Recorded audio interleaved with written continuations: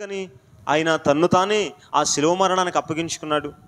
తనకు తానుగానే ఆ శిలువ మరణానికి ఎందుకు అప్పగించుకున్నాడు అంటే అది కేవలము మనల్ని విమోచించటానికి. దేనికోసం? మనల్ని కూడా విమోచించటానికి, విడిపించటానికే. అంటే తాను శిలువ మరణం పొందితే మనకు విమోచన కలుగుతుంది. ఆయన శిలువ మరణం పొందితే మనకు విడుదల కలుగుతుంది. మనం విడిపించబడతామని మనల్ని విడిపించడానికి తాను ఆ బాధపడడానికి ఇష్టపడ్డారండి. దేవునికి స్తోత్రం. మనందరినీ కూడా విడిపించాలనేది దేవుని యొక్క ఆలోచన. మనల్ని విడిపించాలి అంటే ఆయన శిలువ మరణం పొందాలి. ఎందుకంటే మనం ఉన్నది ఎక్కడున్నామో తెలుసా? భయంకరమైన పాపములో బంధించబడి ఉన్నాం. పాపములో బంధించబడి ఉన్న మనల్ని విడిపించాలంటే ఆయనే ప్రాణం పెట్టాలి. లేకపోతే ఈ పాపము నుండి మనకు విడుదల అనేది లేదు. ఎందుకంటే మనం పాపమునకు దాసులం అయిపోయాం. పాపం చేసే ప్రతివాడు ఎవరు? పాపమునకు దాసుడు. పాపం చేసే ప్రతివారు కూడా పాపమునకు దాసులు. కాబట్టి పాపములో మనం బంధించబడ్డాము, పాపము చేత బంధించబడ్డాం, సాతాను చేత బంధించబడ్డాం. ఇప్పుడు పాపములో బంధించబడిన మనల్ని విడిపించాలి అంటే అది కేవలం పరిశుద్ధమైన రక్తం మాత్రమే మనల్ని విడిపించగలదు. అంటే ఇప్పుడు మనల్ని బయటికి తీసుకుని రావాలి అంటే అక్కడ నుంచి కొంత చెల్లించాలి. ఇప్పుడు పాపము దగ్గరగా లేదా సాతాను విషయంలో ఆలోచన చేస్తే ఈ పాపము నుండి మనల్ని విడిపించాలంటే వెల చెల్లిస్తే తప్ప మనం విడిపించబడం. ఒక వ్యక్తి పాపంలో ఉన్నాడు, పాపం చేత బంధించబడి ఉన్నాడు, సాతాను అధికారంలో ఉన్నాడు. ఆ వ్యక్తిని విడిపించాలంటే ఏం చెల్లిస్తే ఆ వ్యక్తి పడే అవకాశం ఉంది? ఎంత వెలి చెల్లిస్తే బయటపడే అవకాశం ఉంది? చూడండి, బంగారం చెల్లించినా విడిచిపెట్టడం సాధ్యం కాదు. పాపం నుంచి పాపం మనల్ని వదిలిపెట్టడానికి అవకాశం లేదే. లేకపోతే మనం వెండి చెల్లించినా, లేదా విలువైన వస్తువులు ఏదైనా చెల్లించినా, ధనం ఏదైనా చెల్లించినా, మరి ఏదైనా చెల్లించినా పాపము నుండి మనం బయటకు వచ్చే అవకాశము లేదు. దానికి ఒకటే పరిష్కారము. పాపము నుండి విడుదల పొందాలి అంటే రక్తమే చిందించబడాలి. ఏం చిందించబడాలి? పాపము నుండి విడుదల పొందాలి అంటే రక్తము చిందించబడాలి. మరి ఏ రక్తము చిందించబడితే పాపము నుండి మనకు బయటకు విడుదల అనేది కలుగుతుంది అంటే పరిశుద్ధమైన రక్తము. దేవునికి స్తోత్రం. ఏ రక్తం అది? పరిశుద్ధమైన రక్తము చిందిస్తేనే మనమందరం కూడా పాపము నుండి విడిపించబడతాం. అందుకనే ఇప్పుడు ఆ పరిశుద్ధమైన రక్తము ఎక్కడుంది? ఇప్పుడు మనం విమోచించే ఆ రక్తము ఎక్కడుంది? ఎవరి దగ్గర దొరుకుతుంది? ఇప్పుడు అది ఎక్కడుంది? లేదు. మనుషుల్లో ఎక్కడ అది లేదు, ఎవరి దగ్గర లేదు. పాపములో నుంచి మనం బయటపడాలి అంటే, మన పాపము శాపము నుండి మనం విడుదల పొందాలి అంటే పరిశుద్ధ రక్తం చిందించబడాలి. ఒకవేళ గనక ఆ పరిశుద్ధ రక్తము చిందించబడకపోతే మానవుడు తాను చేసిన పాపములను బట్టి శిక్షగా ఏమనుభవించాలంటే నరకాన్ని అనుభవించాలి. పాపమునకు వచ్చే జీతము మరణం. ఇప్పుడు ఆ మరణాన్ని లేదా ఆ నరకాన్ని, ఆ వేదన అనుభవించాలి. ఎందుకంటే పాపమునకు శిక్ష తప్పదు. పాపం చేసిన వాడికి శిక్ష తప్పదు. ఎందుకంటే దేవుని యొక్క న్యాయ విధానం ఎలా ఉందంటే పాపమునకు శిక్ష తప్పదు. దేవుడు శిక్ష విధిస్తాడు. మనుషులందరూ వారి యొక్క పాపములను బట్టి దేవుని యొక్క ఉగ్రత మనుషుల మీద నిలిచింది. మనుషులు చేసిన పాపాన్ని బట్టి దేవుని యొక్క కోపం వారి మీదకి వస్తుంది. ఆ కోపము వారి మీదకి వస్తున్నప్పుడు ఆ దేవుని ఉగ్రత నుండి మనుషులను తప్పించాలని, దేవుని కోపం నుండి మనుషులను తప్పించాలి. ఆ మనుషులను తప్పించాలని యేసు ప్రభు వారి మానవుడుగా దిగి వచ్చి శిలువ మరణానికి తాను విధేయత చూపించారు. దేవునికి స్తోత్రం. అంటే ఇప్పుడు దేవుని యొక్క కోపం పాపము చేసిన మానవుల మీదకు ఉంది. దేవుని యొక్క ఉగ్రత, దేవుని యొక్క కోపము మనుషుల మీద రగులుతూ ఉంది. ఎందుకంటే మనుషులు దేవుడు విధించిన మంచి మార్గం నుంచి తప్పిపోయి పాపములో పడిపోయి ఉన్నారు. కాబట్టి దేవుని యొక్క కోపం మనిషి మీద రగులుతున్నప్పుడు ఆ దేవుని కోపాన్ని తప్పించడానికి, ఆ ఉగ్రతను తప్పించడానికి దేవుడుగా ఆ యేసు ప్రభువారే ఆయన ఈ లోకానికి దిగివచ్చి మానవులందరి యొక్క పాపముల నుంచి విడిపించడానికి శిలువ మరణానికి విధేయత ఆయన చూపించారు. అంటే చూడండి, ఆయన యొక్క సంకల్పం చూడండి, ఆయన ఆలోచన చూడండి. మనల్ని విమోచించడానికి ఇప్పుడు ఆయన దిగి వచ్చారు. అయితే ఇంకొక విషయాన్ని ఇక్కడ గమనించాలి. మనల్ని విడిపించాలి అంటే శిక్ష అనుభవించాలి. మనల్ని విడిపించాలంటే, ఎందుకంటే పాపానికి శిక్ష తప్పదు. ఎందుకంటే పాపముకు శిక్ష ఖచ్చితంగా విధించబడాలి. మనుషులు చేసిన పాపాలకి శిక్ష విధించబడాలి. కాబట్టి ఇప్పుడు మనుషులు విమోచించాలి అంటే ఇప్పుడు మనుషులకు బదులుగా, మానవులందరికీ బదులుగా శిక్షను కూడా ఆయన అనుభవించాలి కదా. అంటే చూడండి, మనిషి యొక్క పాపము లేదా దేవుని యొక్క శిక్ష మనిషి మీదకి వస్తున్నప్పుడు, దేవుని యొక్క కోపం మనుషుల మీదకి వస్తున్నప్పుడు ఆ కోపాన్ని, ఆ శిక్షను తాను అనుభవిస్తేనే ఆ శిక్ష నుంచి మనుషుల్ని ఆయన తప్పించే అవకాశం అక్కడ ఉంటుంది. కాబట్టి ఇప్పుడు యేసు ప్రభువు వారు ఏం చేశారంటే ఆ శిక్షను తాను అనుభవించడానికి ఆయన సిద్ధపడ్డారు. అంటే ఇప్పుడు మనుషుల్ని విడిపించాలి అంటే ఆ శిక్షను కూడా ఏం చేయబడాలంటే భరించాలి. చూడండి, మానవులు చేసిన పాపానికి శిక్ష తప్పదు.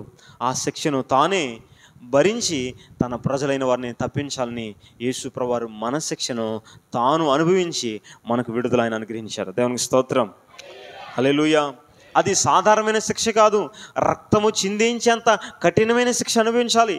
దానికి కూడా సిద్ధపడ్డారు. తన రక్తము చిందించేంత శిక్ష అనుభవించాలి, దానికి సిద్ధపడ్డారు. మనుషుల యొక్క పాప శిక్ష ఫలితమే యేసు ప్రభు యొక్క శిలువ మరణం. మనుషుల యొక్క పాపం యొక్క ఫలితమే యేసయ్య శిలువ మరణం అండి. అవును, మనందరి పాపాల యొక్క ఫలితమే అది ఆ శిలువ మరణం తప్ప అది ఆయన చేసిన పాపము కాదు కదా. ఆయన ఏ నేరము చేయలేదు కదా. మరి ఎందుకని ఆ శిక్ష అనిపించాడంటే మనందరం చేసిన పాపాలకే ఆయన ఆ శిలువ మరణాన్ని అనుభవించారు. అంటే ఆ మరణానికి కారణం ఎవరో తెలుసా? మనమే. ఆ మరణానికి, ఆ శిలువ శిక్షకు కారణము మనుషులే, మానవులే, మనమే కారణం. అంటే చూడండి, మన శిక్షను తన మీద వేసుకున్నాడు. మన శిక్షను తాను భరించడానికి ఆయన ఇష్టపడ్డారు. మనందరి శిక్షను తన మీద వేసుకోవడానికి యేసు ప్రభువారు ఇష్టపడి మనందరి శిక్షను ఏం చేశారంటే తన మీద వేసుకొని ఇప్పుడు మనందరి శిక్షను ఆయన, ఆ ఘోరమైన శిక్షను ఆయన అనుభవించారు. ఎప్పుడైతే ఆ ఘోరమైన శిక్షను, శిలువ శిక్షను ఆయన అనుభవించారో, శ్రమలు అనుభవించారో, శిలువ మరణాన్ని అనుభవించారో, ఆ శిలువ మరణం ద్వారా ఆయన చిందించిన ఆ రక్తము ద్వారా యేసు ప్రభువారు ఏం చేశారంటే మనల్ని కూడా విమోచించారు. దేవుని స్తోత్రం, హల్లెలూయా. చూడండి, ఆయన శిలువ శిక్షను అనుభవించి ఇప్పుడు మనల్ని ఏం చేశారంటే తప్పించారు, బయటికి విమోచించారు, విడిపించారు. ఆయన కార్చిన రక్తము ద్వారా, ఆయన చిందించిన రక్తము ద్వారా మనం అందరం ఇప్పుడు ఏమయ్యామంటే శిక్ష నుండి తప్పించుకున్నాం, పాపము నుండి విమోచించబడ్డాము. ఇప్పుడు ఏమయ్యామంటే ఆయన చిందించిన రక్తము మనల్ని ఏం చేసిందంటే నీతిమంతులుగా మనల్ని చేసింది. లేకపోతే నీతిమంతులు కాగలమా? మనం నీతిమంతులు కాము మనం. కానీ యేసు ప్రభు యొక్క రక్తము, అమూల్యమైన రక్తమే మనల్ని విమోచించింది, రక్షించింది. అంటే పాపక్షమాపణ. అయితే ఇదే విమోచన అనే మాటని మనము ఆలోచన చేస్తున్నప్పుడు ఇదే విమోచన అనే మాట గ్రీకు భాషలో 4 రకాలుగా యేసు ప్రభువారు మనల్ని విమోచించారు అనే మాటను గ్రీకు భాషలో కొన్ని పదాలని వారు వాడారు. అగరాజు అనే మాట వాడారు. అగరాజు అనే మాటను వారు వాడారు. 2 పేతురు 2:1, ప్రకటన 5:9, 10 విమోచన అనే మాట మనకు అన్ని చోట్ల కూడా తెలుగులో విమోచనగానే కనిపిస్తుంది, కానీ గ్రీకు భాషలో ఏం వాడారంటే అగరాజు అనే మాట వాడారు. మీరు తీయవసరం లేదు, వినండి. గ్రీకు భాషలో అగరాజు అనే మాట వాడారు. దానికి అర్థం ఏంటంటే కొనుట అని అర్థం. విమోచన అంటే అగరాజు అని వాడారు. అక్కడ ఏమర్థం అంటే కొనుట అని అర్థం. యేసు ప్రభువారు ఏం చేశారంటే మనల్ని కొన్నారు, విమోచించారు. అంటే అర్థం ఏంటంటే కొన్నారు. అగరాజు అనే మాటకు అర్థం ఏంటంటే కొన్నారు. ఇంకొక చోట కూడా ఇంకొక మాట ఏమన్నారంటే ఎక్స్ అగరాజు అన్నారు. అంటే మీకు ఆ వచనాలని మనకి తెలుగులో ఉన్నాయి కాబట్టి మనకి చూసినా మనకు అర్థం కాదు. గ్రీకులో అలా ఏమని రాయబడిందంటే ఎక్స్ అగరాజు అనే మాట రాయబడింది. అదేంటంటే వెలుపలికి కొనుట అనే మాట అర్థం అనమాట. వెలుపలికి కొనుట, కొన్నారు. ఎక్కడ ఎందుకు కొన్నారంటే వెలుపలకి కొన్నారు, వెలుపలకు తీసుకురావడానికి కొన్నారు. ఇంకొకటి ఏంటంటే లుట్రు అనే మాట కూడా వాడబడింది గ్రీకు భాషలో. దానికి అర్థం ఏంటంటే వెల చెల్లించి విడుదల చేయటానికి కొనుట, వెల చెల్లించి విడుదల చేయటానికి, స్వేచ్ఛనివ్వటానికి కొనుట అనే అర్థం అనమాట. కాబట్టి ఈ మాటలని మనం ఆలోచన చేస్తున్నట్లయితే ఇంకొక మాట కూడా ఉంటుంది, కానీ ఆ మాట కూడా అపోలోట్రోసిస్ అనే మాట కూడా ఉంటుంది. అది కూడా విడుదల అనే మాట. అంటే చూడండి, గ్రీకు భాషలో రాయబడిన ఆ మాటల్ని, విమోచన అనే మాటని అర్థం చేసుకుంటున్నప్పుడు యేసు ప్రభువారు ఎందుకు శిలువ మరణాన్ని అనుభవించారు అంటే మనల్ని కొనటానికి ఆ శిలువ మరణాన్ని అనుభవించారు. కొని మనల్ని విడుదల చేయటానికి, మనల్ని కొని మనకు స్వేచ్ఛని, స్వతంత్రాన్ని అనుగ్రహించడానికి, మనల్ని కొనటానికి ఆయన శిలువ మరణం పొందారు. దేవునికి స్తోత్రం. ఎక్కడి నుంచి కొనటానికి అంటే పాపము అనే పరిస్థితి నుంచి మనల్ని కొనటానికి. ఒక విధంగా చెప్పాలంటే ఒక పాపము అనే ఆ దాస్యపు పరిస్థితులు మనం ఉన్నాం కదా, ఆ పాపపు దాస్యత్వములో నుంచి మనల్ని కొనటానికి యేసు ప్రభువారు తన శిలువ రక్తాన్ని చిందించారు. మనల్ని కొనటానికి ఆయన శిలువ మరణం పొందారు. దేనికోసం? ఫిలిప్పీ మనం చదివాం కదా, దేనికోసం ఆయన శిలువ మరణానికి విధేయత చూపించారు. ఆ శిలువ మరణం ద్వారా తన రక్తమును చిందించి, ఆ రక్తము ద్వారా ఆ పాపము నుండి మనల్ని కొని విడిపించడానికి ఆ శిలువ మరణానికి ఆయన విధేయత చూపించారు. చూడండి, అంటే ఆయనకు ఉద్దేశం ఏంటి తెలుసా? మనమందరం కూడా పాపానికి బానిసలం అయిపోయాం, పాపానికి దాసులం అయిపోయాం, పాపానికి మన జీవితాలను మనమే అమ్మేసుకున్నాం కదా. పాపమునకు అమ్ముడుపోయిన వారు మనం. పాపానికి అమ్ముడిపోయిన వారు, పాపానికి దాసులం అయిపోయిన వారు మనం. ఇప్పుడు పాపంలోకి అమ్ముడిపోయి దాసులం అయిపోయి మన జీవితాన్ని మనము పాపానికి అప్పగించేసుకున్నప్పుడు, మనం పాపంలో చిక్కుకున్నప్పుడు బయటకు వచ్చే అవకాశం లేక పాపంలో చిక్కుకొని మనుషులందరూ కూడా ఏం చేస్తున్నారంటే కేకలు వేస్తున్నారు, నన్ను విడిపించేవాడు ఎవడని ఎదురు చూస్తూ ఉన్నాడు. మానవులందరూ కూడా నన్ను పాపం నుంచి విడిపించేది ఎవరు, పాపం నుండి నన్ను తప్పించేది ఎవరు, నా పాపంలో క్షమించేది ఎవరు, ఈ పాపంలో చిక్కుకున్నాను దీని నుంచి నన్ను బయట తీసుకొచ్చేది ఎవరని మనుషులందరూ ఎదురు చూస్తున్నారండి. అవును, ఇప్పుడు మనుషులందరూ పాపమునకు తమ జీవితాలను నమ్మేసుకుంటున్నారు. భయంకరమైన అపవిత్రమైన కార్యాలకు తమ జీవితాలను నమ్మేసుకుంటున్నారు. పాపమునకు దాసులైపోతున్నారు. అపవిత్రమైన కార్యాలకు, చెడు కార్యాలకు బానిసలైపోతున్నారు. ఆ దాసులైపోతున్నారు. ఒకసారి పాపమునకి దాసత్వంగా తమ జీవితాన్ని అప్పగించేసుకున్న తర్వాత వారికి ఆ పాపములో చేత బంధించబడతారు. ఇక ఆ పాపము నుంచి వారు బయటకు రాలేరండి. ఇక ఒక్కసారి పాపమునకు అప్పగించుకున్న తర్వాత ఆ పాపానికి వారు బానిసలైపోయారు. ఇప్పుడు పాపమే వారికి యజమాని, పాపమే వారికి ఇక రాజుగా ఉన్నాడు. ఇక సాతానే వారి జీవితానికి యజమానిగా ఆ వారి జీవితాన్ని నాశనానికి నడిపిస్తూ ఉన్నాడు. ఒకసారి పాపానికి మనం అప్పగించుకుంటున్నాం, మరి అర్థం ఏంటో తెలుసా? సాతానికి మన జీవితాలని అప్పగించుకున్నట్టే కదా, అంతే కదా. పాపానికి సాతానికి సంబంధం ఉంది కదా, ఉందంటారు లేదా? పాపము సాతాను ఈ రెండు ఒకటే విధంగా చెప్పాలంటే, ఎందుకంటే అసలు ఆ పాపము అనేది ప్రారంభమైందే సాతాను ద్వారా. కాబట్టి ఒక వ్యక్తి పాపమునకు దాసుడయ్యాడంటే అర్థం ఏంటంటే ఆ వ్యక్తి సాతానుకు బానిస అయిపోయాడు, విరోధిగా బానిస అయిపోయాడు. దేవునికి విరోధి అయిన ఆ సాతానికి తన జీవితాన్ని అప్పగించేసుకున్నాడు. ఇప్పుడు పాపమునకు బానిస అయిపోయిన తర్వాత ఎలా బయటపడతాడు? పాపము నుండి విడిపించే శక్తి ఎవరికి ఉంది? ఏ గొప్ప అధికారానికి కూడా లేదండి. పాపము నుండి ఒక వ్యక్తిని విడిపించి ఆ వ్యక్తి యొక్క పాపములను క్షమించి ఆ పాపం నుండి బయటికి విడిపించే శక్తి లేదు ఎవరికి కూడా. ఇప్పుడు యేసు ప్రభువారు ఏం చేశారంటే మనుషులందరూ రకరకాల చెడు అలవాట్లకి, పాపానికి, అపవిత్రమైన కార్యాలకి తమ జీవితాన్ని బానిస చేసేసుకొని పాపంలో పడిపోయి పాపానికి తమ జీవితాలను అమ్మేసుకొని పాపంలో నాశనం అయిపోతున్నారు. కాబట్టి ఈ పాపము నుండి బయటికి వెలుపలకు వారిని తీసుకురావాలి అంటే ఆయన ఇప్పుడు ఏం చెల్లించాలంటే వెల చెల్లించి కొని బయటకు తీసుకుని రావాలి. ఇప్పుడు ఏం చేయాలి? వెల చెల్లించి కొని బయటికి తీసుకురావాలి. నిజమే. ఒక విషయం ఆలోచన చేస్తే ఒక చిన్న బాబు అంట ఏం చేశాడంటే చక్కగా ఒక చిన్న పడవ లాంటిది ఒకటి తయారు చేసుకున్నాడంట. చక్కగా వాళ్ళ తండ్రి మంచి అందమైన చిన్న పడవను ఒకటి తయారు చేసి ఇచ్చాడు. తయారు చేసి ఇస్తే చక్కగా దాంతో ఆడుకుంటున్నాడు. చాలా బాగుంది, అది చాలా మంచిగా తయారు చేశాడు. అయితే ఆడుకుంటూ ఏం చేశాడంటే చక్కగా ఆ వర్షాకాలంలో ఆ కాలువలో చక్కగా దాన్ని ఏం చేస్తున్నాడంటే మామూలు నీటిలో వదిలినట్టుగా ఆ కాలువలో వదిలి ఆడుకుంటున్నాడు. ఆ ప్రవాహానికి ఏమైందంటే అది కొట్టుకుపోయింది. పడవ ఆ వ్యక్తిదే, అది కొట్టుకుపోయింది. మొత్తానికి అది కొట్టుకుపోయింది. అది అడ్రస్ లేకుండా పోయింది, ఎవరికో దొరికితే అతను ఏం చేశాడంటే ఇప్పుడు తీసుకెళ్ళి ఇది చాలా అందంగా ఉంది, మా అమ్మితే మంచిగా డబ్బులు వస్తాయని చెప్పి ఒక షాప్ వాడికి దాన్ని అప్పగిస్తే ఆ షాప్ వాడు తీసుకుని తన దాంట్లో పెట్టుకున్నాడు. ఇప్పుడు ఏం చేశాడు? ఇప్పుడు షాప్ వాడు దాంట్లో పెట్టుకున్నాడు. ఈ పిల్లవాడు ఆ ప్రాంతానికి వెళ్ళినప్పుడు ఆ షాప్కి వెళ్ళి తన పడవను చూశాడు. ఇప్పుడు నాది అంటున్నాడు, ఇచ్చేయమంటున్నాడు. ఇప్పుడు ఇస్తాడా? షాప్ వాడు ఏం చేయాలి? ఇప్పుడు ఆ షాప్ వాడు ఆ పడవని, ఆ చిన్న పడవ బొమ్మని దాంట్లో పెట్టుకుని నాదే, నాకు ఇచ్చేయి అంటే ఇస్తాడా? ఇప్పుడు లేదు. ఏమంటాడు తెలుసా? 100 రూపాయలు ఇవ్వు, లేదా ఎంతో కొంత డబ్బులు ఇవ్వు కదా. తను ఎంత అయితే దానికి నిర్ణయించేశాడో ఆ నిర్ణయించిన వెల ఇస్తేనే, లేదు ఇది నాది, నేను తయారు చేసింది, మా నాన్న తయారు చేసిందంటే ఇస్తాడా? ఇవ్వడు. ఎందుకని? అది పోగొట్టుకున్నాడు. ఏం చేశాడు? పోగొట్టుకున్నాడు. ఎవరి చేతిలో చిక్కింది? ఆ అమ్ముకునే వ్యక్తి చేతిలో పడింది. అమ్ముకునే వాడి చేతిలో పడిన తర్వాత ఆ వ్యక్తికి ఇస్తాడా? లేదు, ఇవ్వడం. ఇప్పుడు ఏమంటాడు తెలుసా? అది డబ్బులు ఇస్తేనే ఇస్తాను. ఇప్పుడు ఏం చేయాల్సి వచ్చింది? మళ్ళా తనదే, కానీ మళ్ళా డబ్బులు ఇచ్చి కొనుక్కోవాల్సింది. అంటే అన్యాయంగా వెళ్ళి చిక్కుకోవటం ద్వారా ఇప్పుడు ఏమైందంటే విడిపించాలి అంటే కొంత వెల చెల్లించి మళ్ళా తన పడవను తాను తీసుకోవాల్సి వచ్చింది. ఇప్పుడు యేసు ప్రభువారు కూడా మనమందరం ఆయన ప్రజలమే, మనమందరం ఆయన వారమే, కానీ మనం వెళ్ళి పాపంలో చిక్కుకున్నాం. మనుషులు వెళ్ళి ఎక్కడ చిక్కున్నారు? పాపంలో చిక్కున్నారు, అపవిత్రతలో చిక్కున్నారు, భయంకరమైన చెడుతనంలో, భయంకరమైన పాపిష్టి పనుల చేత చిక్కుకొని పాపంలో పడిపోయి ఇప్పుడు సాతానికి బందీలైపోయిన తర్వాత వదిలిపెట్టేయమంటే వదిలేస్తాడా?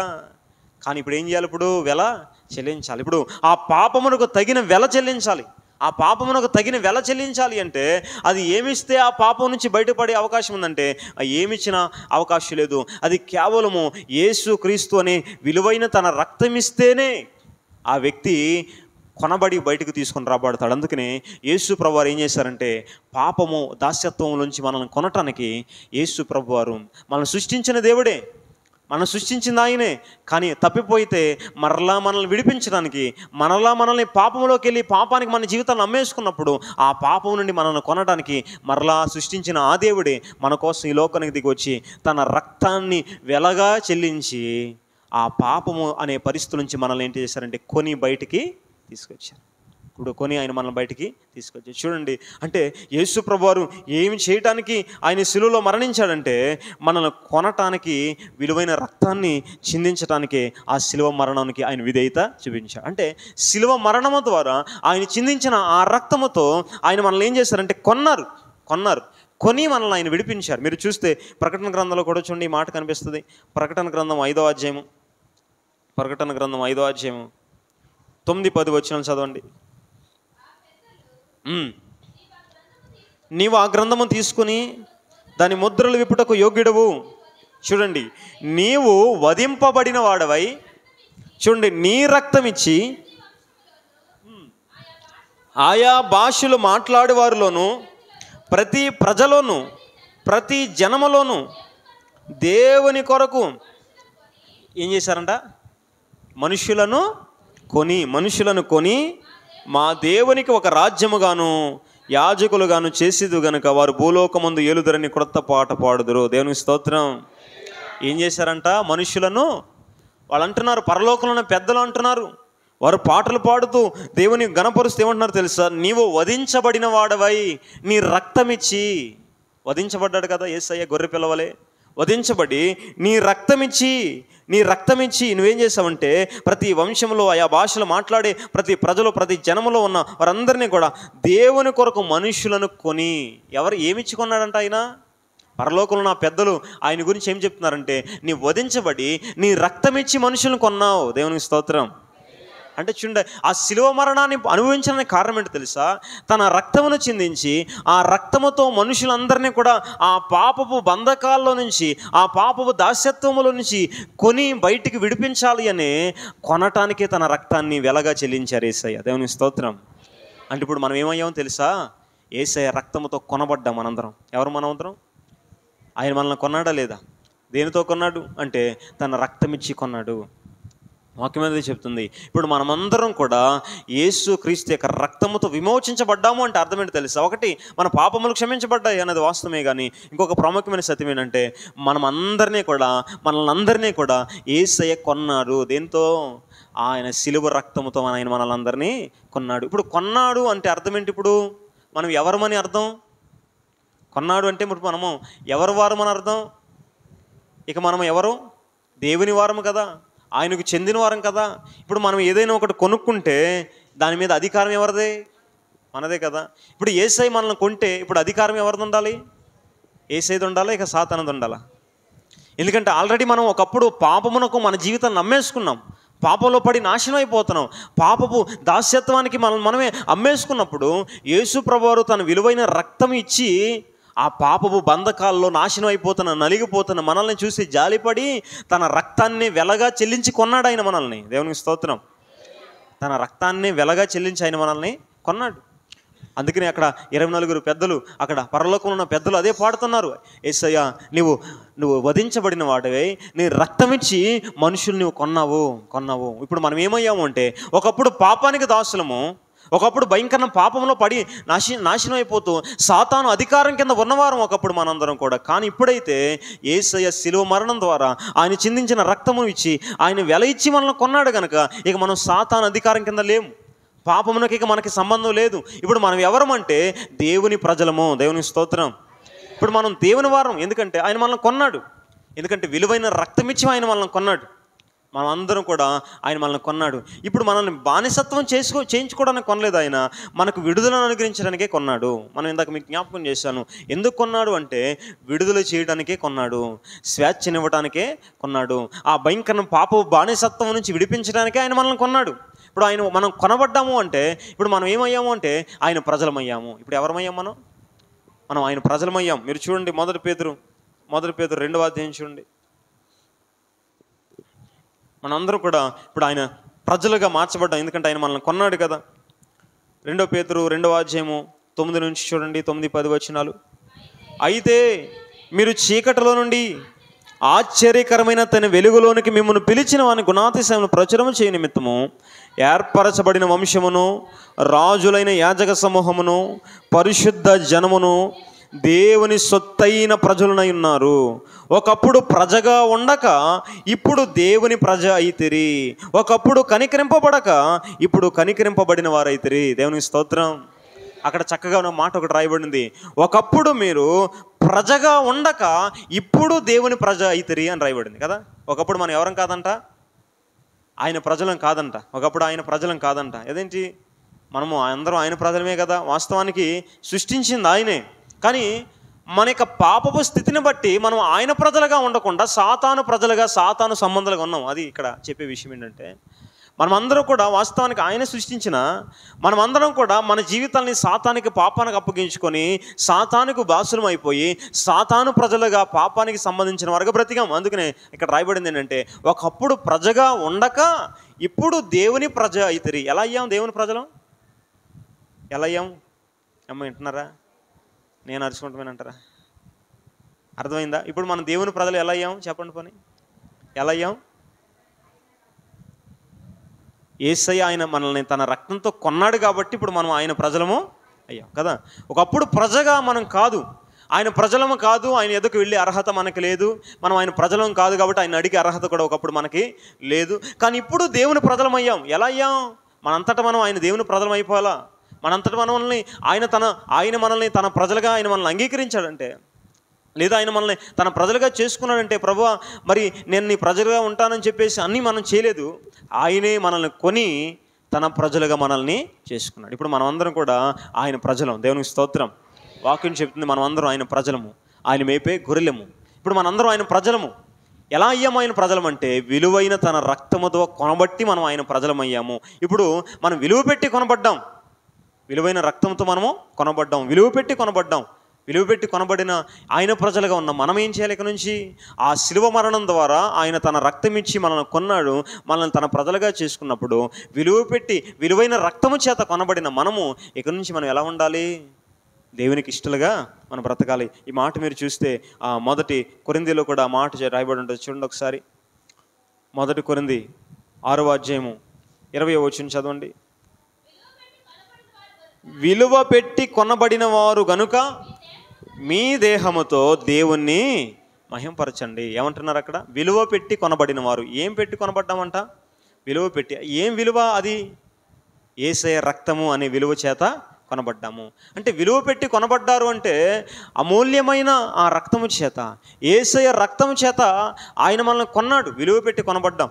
యేసయ్య రక్తము చేత మనం కొనబడ్డాం కాబట్టి ఇప్పుడు ఆయన తన ప్రజలుగా మనం చేసుకున్నాడు. కాబట్టి ఇప్పుడు నుంచి మనం ఏం చేయాలి? దేవుణ్ణి మహిమపరిచే విధంగా మనం జీవించాలి. మన దేహములతో ఆయన్ని మహిమపరచాలి. మన దేహములు దేవునికి ఆలయాలుగా మారిపోవాలి. మన జీవితము దేవునికి మహిమకరంగా ఉండాలి. ఇక నుంచి దేవుని బాధపరిచే కార్యాలు ఇక చేయడానికి వీల్లేదు. అంతేకాదు ఇంకొక మాట కూడా ఉంటుంది. ఇదే మొదటి కొరింథీ 7వ అధ్యాయం 23వ వచనంలో కూడా చూడండి. 23వ వచనం 7:23. మీరు విలువ పెట్టి కొనబడిన వారు గనుక మనుష్యులకు దాసులు కాకుడి. దేవునికి స్తోత్రం.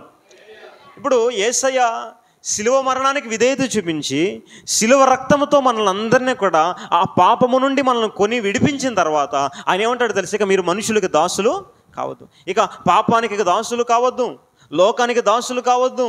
ఇక నుంచి మీరు మీ సొంత ఆలోచన బట్టి, మీ సొంత కోరికలను బట్టి జీవించి ప్రవర్తించొద్దు. మీరు దేవుని మహిమ కొరకే మీ దేహాన్ని వాడండి, దేవుని మహిమ కొరకే జీవించండి.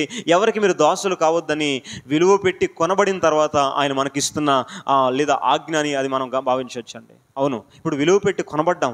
యేసయ్య శిలువలో మరణించి అమూల్యమైన తన రక్తంతో మనల్ని కొన్న తర్వాత ఆయన రక్తంలో కడగబడి విమోచించబడి పాప క్షమాపణ పొందుకొని ఆ రక్తంతో కొనబడిన మనం ఏం చేయాలి? ఇప్పుడు ఆ శిలువ మరణం ద్వారా ఆయన మనల్ని కొన్నాడు కాబట్టి మనం ఆయన ప్రజలమయ్యాము. ఆయన ప్రజలమైన మనం ఇప్పటి నుంచి ఏం చేయాలంటే ఆయన మహిమపరిచే విధంగా మన జీవితాల్లో ఉండాలి. ఇంకెన్నడూ మనం దాసులు కాకూడదు. ఇక ఆయన ఇంత త్యాగం చేసిన తర్వాత మరలా మనం పాపంలోకి పడిపోతే, పాపానికి మరలా బానిసలు అయిపోతే ఇప్పుడు ఆ శిలువ త్యాగానికి ఏమైనా మనం విలువ తీసుకొచ్చిన వారంగా ఉంటామంటారా? ఆ శిలువ త్యాగాన్ని మనం హేళన చేసిన వారంగాను, అవమానపరిచిన వారంగా అవుతాం కదా.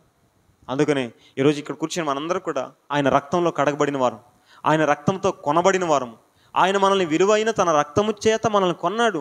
మనల్ని విలువచించి ఒకప్పుడు ప్రజగా కాకుండా ఉన్న మనల్ని తన ప్రజలుగా ఆయన మనల్ని చేసుకున్నప్పుడు ఇప్పుడు మనం ఏం చేయాలి?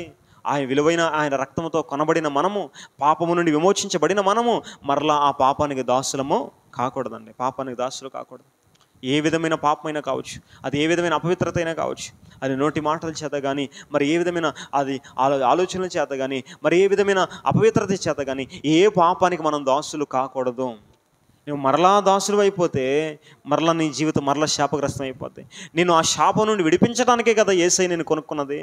ఒకప్పుడు పాపంలో నలిగిపోతున్నావు, నువ్వు చేసిన పాపాలను బట్టి, నీ జన్మ కర్మ పాపాలను బట్టి నువ్వు పాపంలో నలిగిపోయి ఆ భయంకర శాపాన్ని అనుభవిస్తున్నావు. దాని ఫలితంగా నువ్వు తర్వాత నరకాగ్నికి బలైపోతావని ప్రభువు నిన్ను ప్రేమించి సిలువలో మరణాన్ని అనుభవించారు. సిలువ మరణానికి విధేయత చూపించి మనందరి కొరకు తన విలువైన రక్తాన్ని చిందించి ఆ విలువైన రక్తము చేత ఆ పాపము నుండి ఆయన మనల్ని కొని బయటికి తీసుకొచ్చి ఇక నువ్వు ఆ పాపము జోలికి పోవద్దని ఆయన మనకు చెప్తున్నప్పుడు మనం ఏం చేయాలి? ఇక ఆ పాపానికి ఇక చోటు ఇవ్వడానికి వీల్లేదండి. యేసు ప్రభువారు ఆ వ్యభిచారంలో పట్టబడిన స్త్రీ సందర్భం మనం ఆలోచన చేసినప్పుడు ఆ స్త్రీని కూడా అందరూ రాళ్ళతో కొట్టమంటున్నప్పుడు మీలో పాపం లేని వాడు ఎవడో మొదట రాయి వేయండి అని చెప్పినప్పుడు అందరూ వెళ్ళిపోయారు కదా.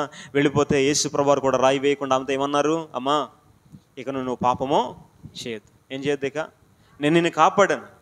ఈ భయంకరమైన పాపంలో నువ్వు ఉన్నావు. వాస్తవానికి నీవు ఒక మరణం తగిందే, కానీ నేను నిన్ను కాపాడాను. వాస్తవానికి నువ్వు చేసిన పాపానికి మరణం తప్పదు, నిన్ను రాళ్ళతో కొట్టి చంపాల్సిందే, కానీ నేను తప్పించాను. అయితే నేను చెప్పే మాట ఏంటో తెలుసా? నేను తప్పించింది ఎందుకో తెలుసా? ఇక నుంచి నువ్వు పాపమో చేయకూడదు. అవును, యేసయ్య మన కొరకు మరణించింది ఎందుకో తెలుసా? పాపం నుండి తప్పించడానికి. పాపం నుంచి తప్పించిన తర్వాత ఆయన మనతో చెప్తుంది ఏంటో తెలుసా? ఇక మరలా విలువ పెట్టి కొనబడ్డావు నువ్వు. విలువైన రక్తము, మామూలుగా కాదు నువ్వు కొనబడింది. మామూలు విలువ పెట్టి నిన్ను ఆయన కొనలేదు. తన పరిశుద్ధమైన విలువైన తన రక్తాన్ని, అమూల్యమైన రక్తంతో నేను కొన్నాడు. సిలువలో శ్రమలని అనుభవించి, సిలువలో వేదనంతా అనుభవించి, భయంకరమైన శిక్ష అంతా అనుభవించి, ఆ సిలువ మరణ యాతనల చేత, తన సిలువ రక్తం చేత ఆయన మనల్ని కొంటే ఇప్పుడు మరలా మనం పాపానికి బానిస అయిపోతే ఆ సిలువ యాగాన్ని మనము తక్కువ చేసిన వారుగా, చులకన చేసిన వారుగా, మరలా ఆయన్ని పొడిచిన వారుగా మారిపోతాం కదా. అందుకనే మరలా మనం ఏం చేయకూడదు? మనం విడిపించబడ్డాం, ఆయన రక్తంతో మనం విడిపించబడి ఆయన ప్రజలమయ్యాం. ఇక నుంచి మనం ఆయన ప్రజలుగానే బ్రతకాలి. దేవుని స్తోత్రం. ఆయన ప్రజలంటే ఎలా బ్రతకాలి? నేను ఆయన వాడును, నేను ఆయన దానని చెప్పుకుంటున్నప్పుడు మనం ఎలా బ్రతకాలి? ఆయన వలే మనం బ్రతకాలి. మనం ప్రభువుల వలే మనం బ్రతకాలి. మనం ప్రభువును పోలి మనం జీవించాలి తప్ప ఆయన రక్తం విలువైన ఆయన రక్తంతో కొనబడిన తర్వాత కూడా మరలా మనం పాపానికి ఎంత మాత్రమూ చోటు ఇవ్వకూడదని ఈరోజు దేవుడు మనతో మాట్లాడుతున్నారు. కాబట్టి మరి ఈరోజు ఈ మాటలను మనందరిని విమోచించడానికే ఫిలిప్పీ పత్రికలో చెప్పబడినట్టుగా శిలువ మరణానికి ఆయన ఎందుకు విధేయత చూపించాడంటే మనందరినీ కూడా ఆ శిలువ మరణానికి ఎందుకు విధేయత చూపించాడంటే మనందరినీ కూడా మన పాపం నుండి విడిపించడానికి. దేవునికి స్తోత్రం, హల్లెలూయా. కాబట్టి మనందరం కూడా మరి పాపము నుండి క్షమించబడ్డాము, రక్షించబడ్డాము. అదేవిధంగా పాపము అనే భయంకరమైన దాస్యత్వము నుండి, ఆ బజారులో నుండి, ఆ పాపపు స్థితిలో నుంచి ఆయన మనల్ని కొని బయటికి విడిపించి ఈరోజు మనల్ని పరిశుద్ధపరిచి తన ప్రజలుగా చేసుకున్నాడు. తన సొత్తైన ప్రజలుగా ఆయన మనల్ని చేసుకున్నాడు. ఇప్పుడు మనం ఆయన ప్రజలము, విలువ పెట్టి కొనబడిన వారము. ఇక ఆయన కోసమే మనం బ్రతకాలి తప్ప లోకాని కోసం కాదు, పాపాని కోసం కాదు. ఇక మనం పాపం చేయడానికి ఇక వీళ్ళేది. ఎందుకంటే యేసయ్య మనల్ని కొన్నదే పాపమునకు దూరంగా తీసుకెళ్ళడానికి కొన్నాడు ఆయన మనల్ని. దేవుని స్తోత్రం. దేనికోసం కొన్నాడు ఆయన? పాపానికి దూరంగా ఉండాలనే కదా కొని బయటికి తీసుకొచ్చింది మనల్ని. మరలా ఆ పాపానికి దూరంగా ఉండాలని కొని తీసుకొచ్చిన తర్వాత మరలా నువ్వు దానికి దగ్గర అయితే నీ నాశనాన్ని నీవే తెచ్చుకున్నట్టు అవుతుంది కదా అప్పుడు. అందుకనే ఇప్పుడు ఆయన మనల్ని కొని పాపానికి దూరం చేసింది ఎందుకంటే నువ్వు మరింతగా దానికి దూరంగా బ్రతకాలని తప్ప ఇక దానివల్ల ఉండాలని కాదండి. అందుకని ఆయన మనల్ని విడిపించాడు కనుక ఈరోజు ఆ శిలువ మరణము మనల్ని కొని మనల్ని పాపం నుండి దూరం చేసి మన పాపములను క్షమించి మనల్ని తన ప్రజలుగా చేసుకుని మనం ఆయన ప్రజలుగా బ్రతికిన తర్వాత మనందరికీ ఈ లోకం నుండి పరలోకానికి తీసుకెళ్లాలని మనల్ని ఆయన పాపం నుండి వేరు చేశారు. దేవుని స్తోత్రం. ఎందుకు ఆయన ప్రజలుగా ఏర్పాటు చేసుకున్నారంటే ఈ మాట చెప్పి నేను ముగించేస్తాను. ఏంటంటే ఎందుకు ఆయన ప్రజలుగా చేసుకుంటున్నారు? అందరినీ ఆ శిలువ రక్తంతో కొని ఎందుకని ఆయన తన ప్రజలుగా ఆయన మనల్ని చేసుకుంటున్నాడంటే మనల్ని ఒక సమూహంగా ఎందుకు ఏర్పాటు చేస్తున్నారంటే ఈ భూమి మీద ఎవరెవరైతే ఆయన రక్తంతో కొనబడి కడగబడి పాపం నుండి విమోచించబడి ఆయన ప్రజలుగా బ్రతుకుతారో ఈ ప్రజలను తీసుకెళ్ళి తన రాజ్యంలో స్థానం ఇవ్వటానికే ఇక్కడ ఈ భూమి మీద మనల్ని అందరినీ వేరు చేసుకుంటున్నాడు ఆయన. దేవుని స్తోత్రం. ఎందుకు ఏర్పాటు చేసుకుంటున్నాడు? ఇక్కడ ఒక గుంపుని ఎందుకు ఏర్పాటు చేసుకుంటున్నాడు ఆయన? ఇక్కడ ఒక సమూహాన్ని ఎందుకు ఏర్పాటు చేసుకుంటున్నాడు? ఇక్కడ ఒక సంఘాన్ని ఎందుకు ఏర్పాటు చేసుకుంటున్నాడు అంటే, మనలందరినీ కూడా ఆయన రాకడలో వచ్చినప్పుడు మనలందరినీ తీసుకెళ్ళి తన రాజ్యములో శాశ్వతముగా, తన రాజ్యములో తనతో పాటు నివసింపజేయాలని, శాశ్వతంగా మనము అందరం కూడా ఆయనతో నివసిస్తూ ఆయనలో ఉన్న ఆ మహిమ అంతటిని మనం పొందుకుని ఆనందించాలని మనలందరినీ ఈ భూమి మీద తన ప్రజలుగా ఏర్పాటు చేసుకుంటున్నాడు. అందరూ కూడా ఎక్కడికి రావాలి తెలుసా? ఆయన ఏర్పాటు చేసుకుంటే నీ సంఘంలోకి ఎందుకు రావాలి?